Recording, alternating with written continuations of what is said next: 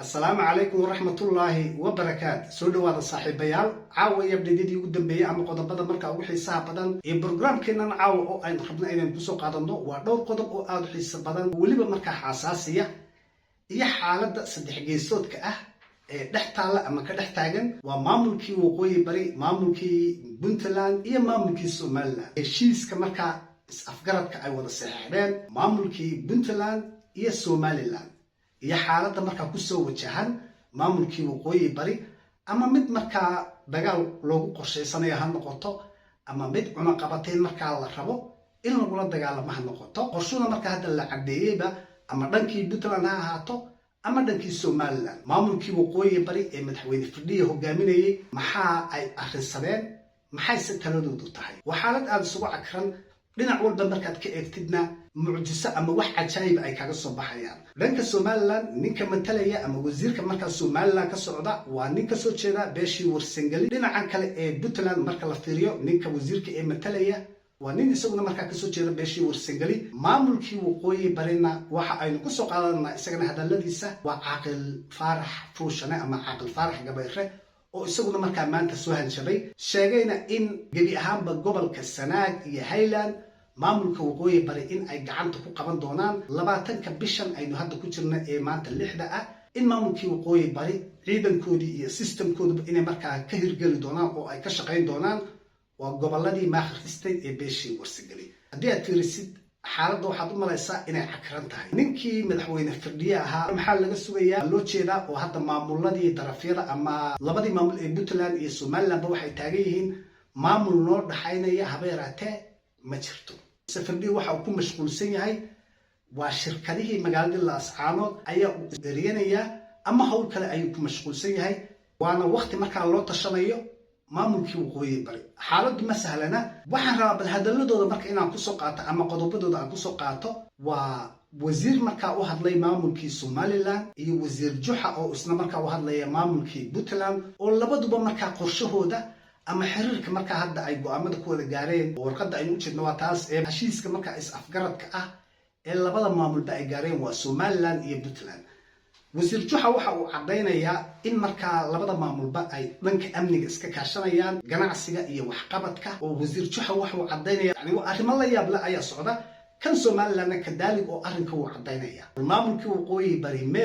Firdhiye shirkadihii ayaa uu lacag ku haystaa ama uu faraqa ku dhagan yahay oo hawshan adduunyo ee socota iyo maamulka markaa loo tashtay in gebi ahaanba daaqada laga bixiyo war uu hayaa habeerateen ma jirto qodobadeena ugu horeeya ayaan rabaa inaan soo qaato iyo xaaladan aad u malaysid inay faraha kasii baxayso balse aan war loo hayn ama maamulkii waqooyi bari ay markaa ka hurdaan bal waxaan rabaa qodobkeena ugu horeeya inaan kusoo qaato waa wasiir Juxa oo markaa laga wareystay heshiiska ama is afgaradka hadda maamulkii Somaliland iyo Puntland ay ku heshiiyeen iyo qodobadan markaa ay wada gaareen ee ku wajahan maamulkii waqooyi bari wasiir Juxa iyo hadalkiisa aynu isla aragno maamul goboleedka Puntland ahaan ma aqoonsantiin maamulkan idin dhaxeeya ee waqooyi bari Soomaaliya doodayadu hadda anagu kama hadlayno cid oo dhaxaysa cid aan noo dhaxayn waxaanu ka hadlaynay heshiiskaanu gaaray oo ahaa heshiis amni xoojinta nabadda iyo soo socodka ganacsiga iyo dadka taa ayaanu ka hadlaynay موضوعية سياسة مالية هذه وقت كده وصل للجار لكن كاسن كهلنا كنا كوكو نافع الله. أنت أمني هذا وصل للعلسي سلام أنت أمني جوجو هذا شقين دون تان أدينكو معمولين حين. والله وحنا نقول شغالين ده وحنا نقول حياة شيء وحنا نقول شغالين نبو. وسير Juxa waxa uu taagan yahay walaal waxa aad sheegaysid anaa yaqaan ba wax noo dhaxeeya annaka iyo Somaliland habeeraatay markaa ma jirto waa hagaag أنا قد تجار واحد كريس حساب بورها علم ما كريس لا داعش ما هو ضياع وينا ورتك لو علم لو بيدقين شو أنا ما كي شباب كي بين عصماني لاوية أنا من ما كاسك كاشلو وأنت هيدا أمن نبو وهاجاج maamulkii waqooyi bari gebi ahaanba wasiir Juxa waa uu ka saaray meesha sida aynu hadalkiisa ka maqlaynay buurihii calmadow oo uu dhahay waxa ku jira nimanka argixisada oo Somaliland baan iska kaashanaynaa waa uu cadeeyay oo wuxuu dhahay buuraha calmadow waxa ay ka tirsan yihiin waa maamulkii Somaliland yani xaaladdu halkaas ayay maraysaa oo Puntland iyo Somaliland go'aankooda waa ay u jirnaa ama sida ay wax u wadaan maamulkii waqooyi bari oo marka xagee ayaad ku dambeysay war lagama hayo waa hagaag bal waxaan rabaa qodobkeena labaadna inaynu isla aragno wasiirka markaa isaguna ka soo jeeda maamulkii Somaliland iyo wareysiga isagana markaa laga qaaday ama jawaabta uu ka bixiyay arrintana hadda socota ee markaa la isku haysto xuduudaha sharciga ee lasoo dhexgeliyey sida maamulka caalamka ku dhufatay oo iyaguna aanay ogolayn inaguna aynan ogolayn u baahan in laga safeeyo la iska kaashado runtoona la doonmara wasiirka Somaliland isna hadalkiisa hadda waa aynu maqlaynay oo waxa uu taagan yahay maamulka aynu dariska nahay ee Puntland iyo Somalilandba waxa ay ku wada heshiiyeen in gabi ahaanba markaa aan la ogolaan labadii maamulba inay cid u dhaxayso oo wixii u dhaxeeya markaa booska laga bixiyo hadalkaas marka waa cad yahay ku wajahan maamulkii waqooyi bari ama ha ka yimaado Puntland ama ha ka yimaado Somaliland waa mid cado markaa cid waliba u jeedo heshiiska markaa is afkaradka ah iyo go'aamada ay qaateen mid ka soo laabasho leh dabcan ma ahan oo waa go'aankooda ugu dambeeya oo ay ku dhaqaaqayaan war haddaba maamulkii waqooyi bari ee madaxweyne Firdhiye markaa loo doortay ilmadeerayaal xagee ayaa uu ku dambeeyay ay su'aashu markaa ka taagan tahay war madaxweyne ku-xigeenkii mee dowladdii meeday systemkii shaqaynayay aaway dalkaale adigu sheeg madaxweynihii dhammaa ee loo doortay maamulka ama loo dhaariyey waxa uu daba ordayaa oo uu eryanayaa waa shilimaad iyo lacaga baada oo uu rabo inuu shirkado ka qaado oo dee waxaan meeshii olin ama loo fadhin ah marka maamulkii yaa loo dhiibay taladii maamulka yaa hayay madaxweynihii mee madaxweyne ku-xigeenkii mee baarlamankii mee war maamulkan loo tashaday ee labadii maamulba ay u tashadeen inay burburiyaan aaway waqooyi bari dowladdii markaa loo doortay yani meesha nasiib darra ka muuqata wasiirka warfaafinta ee maamulkii waqooyi bari ayaa isaguna ka hadlay arrinkan bal waxa uu ka dhahay aan isla carabino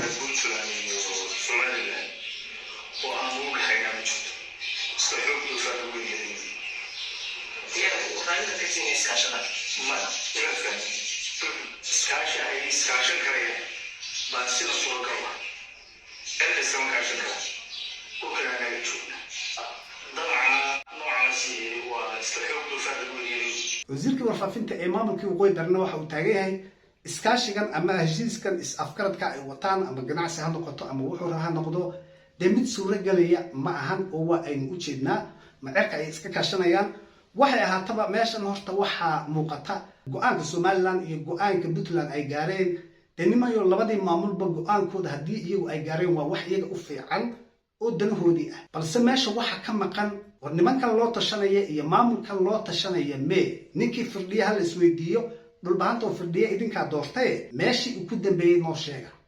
ilaan maamulkii waa aynu u jeednaa xaaladiis meesha ay maraysay waxaa maamulkii dhammaa ee markaa waqooyi bari u hadlaya waa oday isagu aan tala gacanta ku hayn ama aan maamulkii ka tirsanayn ama aan xukuumaddii markaa ka tirsanayn oon dowladdii ka tirsanayn oo dadka iyagu makhaayadaha shaaha ka cabee iska sheekaysta ee odayaasha ka mid ah ayaa soo jawaabaya oo beeshii warsangali ka soo jeeda sanadkan maanta after reerkii warsangali laandheeranimo meel walba ama maamulkii Puntland ha ahaato ama Somaliland ha ahaato ama waqooyi bari ha ahaato waa warsangali ayaa markaa iyagu mikrofoonkii wata oo maamul kastaba u hadlaya ama shirarkii ka qaybgalaya yani laandheeranimo iyo horgalnimo meesha aanu ka gaarnay meel walba annakii ayaa ka muuqana tani adkaanta u fogaatay bal caaqilka iyo hadalkiisa la hubnaa inaynu u galno maamulkan hargeysa maamulgoboleedka waqooyi galbeed arrin uu ka hadlayay oo saa ka hadlay oo yiri waxaanu furaynaa isu socodka qofka bini aadamka ahi haddaan idhaahdo hadda laascaanood baan joogaaye laascaanood iyo washington baan isu furayaa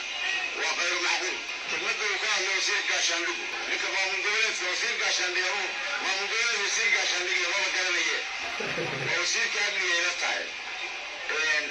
maaha qayru macquul wey waxaan idiin sheegaya qayru macquul maahane waa lagu tashaday labadii maamulba waa inkirsan yihiin ama waa ay diidan yihiin jiritaankii markaa maamulkii waqooyi bari oo waxa ay taagan yihiin labadii maamul wax noo dhaxaynaya haba yaraatee ma jirto maamulkii waqooyi bari Firdhiye isagu shirkadii ayaa u bursanaya odaygan oo kale ayaa uu markaa soo diraya oo dowladdii isagu markaa ka tirsanayn oo taagan maamul goboleed wasiir gaashaandhig leh maanaan arag ee xagee ayay isu soo marayaan war xagee ayay isu soo marayaan miyay sheekadu tahay ilaa waa aynu ognahay xaqiiqda in laga leexdo maahan Somaliland hadda gobolkii Sanaag oo dhan gees kasta waa ay ka joogtaa oo rag warsangaliya oo Somaliland matalaya ayaa meeshii yimid sababtaas maxay ku dhacday waa maamulkii la doortay ee waqooyi bari madaxweynihii la doortay madaxweyne ku-xigeenkii oo shaqadoodii gabay oo ayagu markaa hawshoodii aan haynba shaqo aan loo dirsan iyo lacag raadis iyo orod markaa ku jira nimayow meeshan waxaad u jeedaa dee wax faa'iido leh oo kasoo meeshaan wax faa'iido leh oo ka soo socdo uma jeedo haddii ay xaaladdu saa ku sii socoto. waqooyi bari waa maamul ka mida maamulada soomaaliya goboleedyada soomaaliya weliba waa kan ugu dhow weyn kuwa ugu baaxad weyn buuya markaan idiin sheego gobolka sool wuxuu ku yahay magaalada garowe galbeedka magaalada garowe ku sameeya gobolka sool gobolka sanaag wuxuu u jiraa qarno 9 kilomitir waxay ku heshiiyeen deri iyo ninka la yidhahdo ciro laba qodob bay afjareen hal qodob horta iyagaa soo afjaray waaya waxay soo afjareen maxaabiistii waawaanta laga wadayna sii dahay way soo afjareen shalayga soo afjareen warqadaasaa soo afjartay totalminta maxaabiista iyo hadalkooda maxaa inaga galay maxaabiista maamulkii waqooyi bari ama nimankii dhulbahante garaadadoodii iyo madaxweynahoodii xasan sheekh maxamuud hadalka ma diidaya waxa maxaabiista arrinkooda ku jirana waa xasan sheekh maxamuud oo raba inuu qaato annaka arrinkaas hadda inuu maba yaallo balse deegaankii maamulkii waqooyi bari ayaan gacanba markaa lagu hayn oo gacanta ka baxay jiritaankii maamulkii waqooyi barina waaba la diidan yahay marka maxaabiis iyo puntland iyo somaliland iyo waxaas meesha ma taalo war maamulkii dhulkan waqooyi bari loo doortay mee ayaa ay su-aashu tahay yacni kuwa hadlaya xitaa markaa maamulkii matalaya dee waxaasoo kale la shir imanayaan oo aan meeshii oolin meesha la yidhaahdo baran iyo ceergaabo inay isu socotana annaga afjarayna haddii cid ugu furi karto wasiirka gaashaandhigu hadduu furi karo anaa tuutaa u qaada 20-ka bisha gaari habarsida iyo mid wiilsida iyo mid nisida iyo mid raansida ma marayo ceergaabo iyo meesha la yidhaahdo iyo baran wax isu socodo oy tootala yeelanayaan ma jiro waa hagaag waa caaqil faarax fuushana wuxuu taagan yahay ana tuutaha u gashanaya oo baran iyo ceerigaabo wax gaadiid oo dhex mari doonaa ma jiro 20-ka bisha ayaanu hawsha bilaabaynaa oo waanu xiraynaa meel walba waa xaqiiqada dhabtaa markaynu u nimaadno waa dadka ka soo jeeda maamulkii waqooyi bari sheekooyinka beenbeenta ama dhalanteedka ee loogu sheekeeyo oo iyaguna markaa ay aaminaan ninka hadda sidaa u hadlaya ee taagan tuutan xiranaya oo jid baan soo xiraya nin dowladdii markaa waqooyi bari ka tirsan ama ka mida ma ahan waa nin shiciba war dowladdii inay wax qabato loo baahnaa meeday bal ha la isweydiiyo ilaa arrinkan waa arrin dowladdii u yaalla iyo maamulkii madaxweynihii ama dowladdii inay ka hadasho ama madaxweyne ku-xigeenkii ayaa loo baahan yahay odaygan shicibka ah oo isaguba markaa cilbuhu ka soo orday oo joogi waayey waagii shirki ayaa hadda waxa uu taagan yahay anaa u hub qaadanaya oo tuutaha gashanaya oo adigoo shacab ayaa ku baahan dowlad baa loo baahan yahay warniyo reer waqooyi bariyo been baad jeceshiin inaad isugu sheekaysaan talana farihii waa ay ka baxday maantana go'aamada labada maamul dee waa aynu u jeednaa haddii markaa la iska indhartirayo oo beentan iyo maaweeladan riyada ah marka haddii la rabo in lagu noolaado oo maamulna lagu sheegto dee garan maayo markaa meeshii loo socdo balse waxa meesha iga muuqda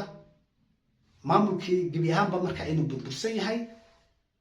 dowlad meeshii ka hadasha ama cid dowladdii matashana dee gebi ahaanba aynaan u jeedin haddii sidaa lagu jiro in laysu yimaado hadda sanaag iyo highland baa puntland iyo somaliland ayaa jooga oo ka talinaya waqooyi barina hal tallaabo kama joogaan haddii ay xaaladdu markaasaan kusii socoto inakoo og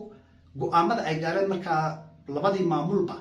oo ay taagan yihin wax noo dhaxaynaya ma jiro dagaal baan wada gelaynaa in dagaal lagu soo wada galo ayay ku tashadeene meesha loo socdaa waa xaggee iyo hawsha la wadaa markaa maxay tahay ayaa meeshii taalla waa hagaag ninkii hurdow aday ku taallaa ninkii seexdoon sicidibi dhalay ayaa aynu maqli jirnay bal meesha ay ku dambayso waanu arki doonaa iyo maamulkan hurdaysan ee loo tashanayo aakhirina adduun aan markaa war wahay videogan kuma dahayna waan ugu dheeraaday halkaasaan rabaa inaan kusoo gabagabeeyo intaynu isugu imaadno videogan video ku xiga iyo wixii cusubeed markaa kusoo kordhay insha allah waxaan idinkaga tegayaa wasalaamu calaykum waraxmatullaahi wabarakaatu